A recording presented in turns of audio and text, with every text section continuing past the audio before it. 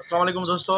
जीअं त कल्ह मूं अव्हां सां शेयर कयो त काफ़ी सारियूं सिल्पूं अहिड़ियूं हुयूं जेके अञा रहियल हुयूं हैदराबाद बोर्ड में, उहे असां अॼु घुरायूं आहिनि। कल्ह कंसन क्लार्क उतां खणी आयो आहे। ऐं हिकिड़ी ॻाल्हि शेयर कंदो हलां त इम्प्रूवर ऐं जेके एक्स स्टूडेंट हुया असांजे उस्ताद बुखारी गवर्नमेंट डिग्री कॉलेज दादूअ जा, उन्हनि सभिनी जो सेंटर जेको आहे सो ग़रीबाबाद हाई स्कूल रखियो वियो आहे।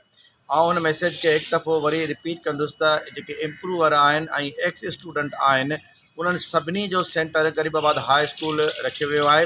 उन्हनि सभिनी जूं सिल्पूं असां वटि मौजूदु आहिनि ऐं जेके बि शागिर्द जिन फार्म भरियो आहे उन्हनि सभिनी खे हिदायत कयां थो त महिरबानी कयो कॉलेज अचो। सुभाणे अव्हां जो पहिरियों पेपर आहे ऐं पेपर जे वक़्त ते रश कंदव त ज़ाहिर आहे प्रॉपर तरीक़े सां अव्हांखे असां गाइड बि कोन करे सघंदासीं ऐं सिल्प ॾियण वारो जेको मरहलो आहे उहो बि मुतासिर थींदो।